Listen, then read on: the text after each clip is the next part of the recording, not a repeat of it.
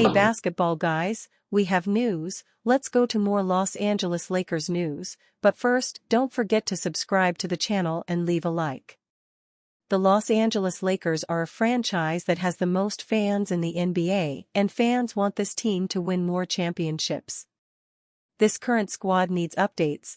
Bringing in a star is very expensive, but it can bring players with capacity and who have already been NBA champions. Rumors: Bruce Brown is about to be signed by the Lakers. After the unofficial start to the NBA trade season over the weekend, the Los Angeles Lakers are one team that's been at the forefront of trade rumors. The Lakers occupy the Western Conference's final play-in tournament spot with a 14-12 record through 26 games. Anthony Davis and LeBron James are still playing at a high level, despite the latter's rough stretches, but it's clear that the dynamic duo needs help if Los Angeles is to make some noise in the postseason. Trade rumors will only further heat up as the February 6 deadline nears, and one NBA analyst already has the perfect player for general manager Rob Pelinka to pursue in the coming weeks. In his latest trade board update, The Athletic's Sam Vecenie lists Toronto Raptors guard Bruce Brown as a target that the Lakers must strongly consider. The Lakers desperately need help on the perimeter defensively and considered Brown in 2023, before the Pacers came over the top and blew their offer out of the water, Vecenie wrote. They should be willing to give up a well-protected first-round pick to acquire him given his potential fit. It's no secret that the Lakers have been eyeing Brown for quite some time.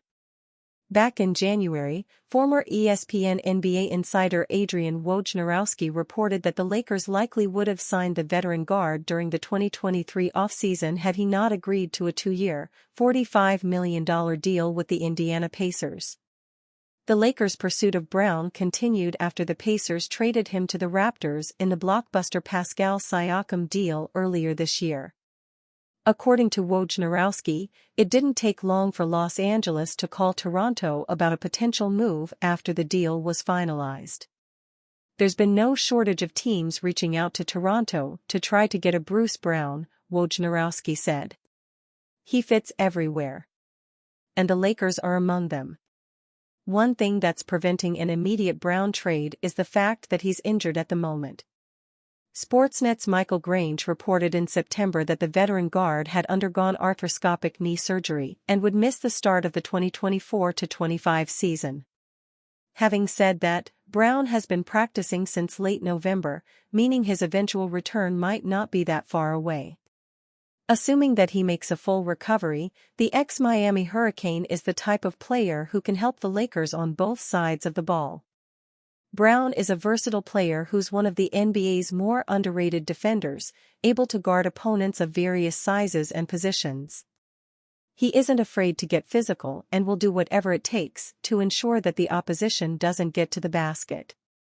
His shooting can be inconsistent, but Brown still averaged a respectable 11.2 points on .481/.344/.790 splits in 147 games across the last 2 seasons. He also got involved in other ways, tallying 4.2 rebounds, 3.1 assists, and 1.0 steals per game during that stretch. He also won an NBA championship ring with the Denver Nuggets in 2023, which is the type of experience head coach J.J. Redick would love to inject into his lineup. Brown played in all 20 playoff games in Denver's run to the title, averaging 12.0 points on 51% shooting with 4.0 rebounds, 1.9 assists, and 1.1 steals in 25 minutes per game. According to Vecenie, Brown's $23 million cap hit is the main obstacle in the way of any potential deal. Fortunately, Los Angeles has a handful of pieces that can help make the financial figures match. D'Angelo Russell, $18.6 million, Rui Hachimura, $17 million, and Gabe Vincent, $11 million, each own a contract that can be used to land Brown. The Raptors might like the idea of that as none of those players are signed beyond the 2025-26 campaign, meaning a long-term commitment wouldn't be needed. the Lakers can also entice the Raptors with their 2029 and 2031 first-round picks, which would likely be protected in some form. Los Angeles even has access to pick swaps in 2026, 2028 and 2030 to help sweeten the deal. At the end of the day, Brown's reliable two-way play is exactly what the Lakers need to help reverse their fortunes this season. Considering how well he'd fit on just about any team, though, it's in Pelinka's best interest to try and get a deal done sooner rather than later.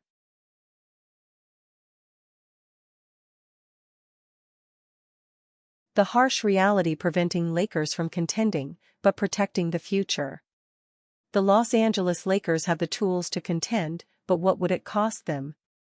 The Los Angeles Lakers are the right trade away from competing for a championship as soon as the 2024-25 season.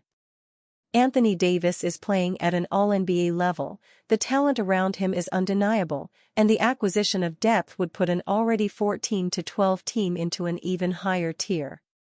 The unfortunate reality facing the Lakers, however, is that there's only so much they can afford to do if they hope to escape the hole they dug for themselves. Los Angeles has handed out a surplus of long-term contracts over the past few seasons. 6 different players who are making in excess of $10 million per season are signed through 2025-26, and D'Angelo Russell is in his 3rd season with the team, making an expiring $18,692,307. The optimistic view of that truth would be that the Lakers have invested in a sustainable core that should be able to compete at the highest level, but injuries and misfires in crucial areas have prevented that from manifesting.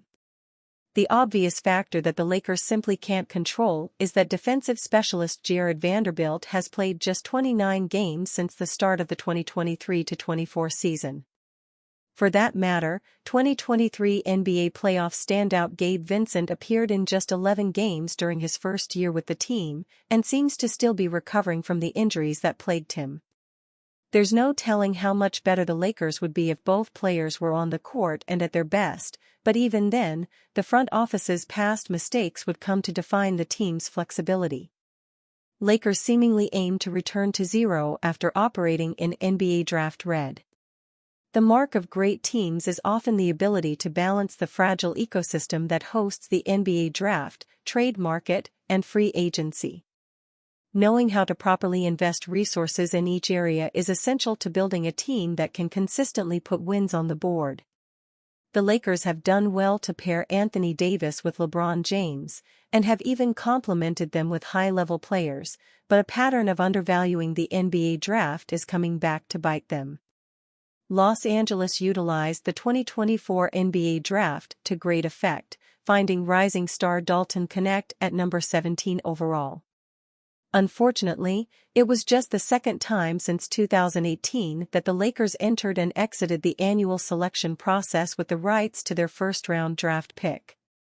To make matters worse, 2023 first-round selection Jalen Hood-Schifino had his team option for the 2025-26 season declined before he could consistently get on the court and prove if he belongs.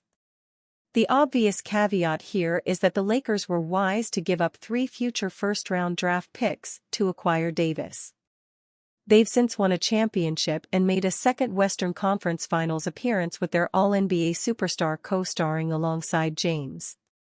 Unfortunately, they've also traded first-round draft picks in deals for Dennis Schroeder, Russell Westbrook, and the duo of D'Angelo Russell and Jared Vanderbilt. Lakers must decide between a last-ditch effort and a sustainable future. Schroeder and Westbrook were each gone within a season and a half. Russell is expected to be traded in 2024-25, and Vanderbilt has experienced the aforementioned injury issues. The result has been a glaring lack of rookie-scale contracts that could have helped offset many of the Lakers' bigger investments. In turn, the Lakers have found themselves in the position they're in, hoping to build a contender, but in desperate need of a factory reset. Yes, Los Angeles could go all in on an all-star who could complement Davis and eventually replace James once he retires. That would likely require the Lakers to give up multiple first-round draft picks, however, as well as portions of the minimal depth they currently have. Furthermore, the Lakers are already going to be without first-round draft picks in 2025 and 2027, thus depriving them of 2 more chances to add cost-effective and developable talent. The obvious counter is that it's rare for a team to have 2 players the caliber of Davis and James on the roster. Considering they've already won a championship together and reached the Western Conference Finals as recently as the season before last, it's even harder to justify a cautious approach to winning. If the Lakers hope to win beyond the time during which they'll have an already 39-year-old James, however, this trepidatious approach would certainly qualify as justifiable.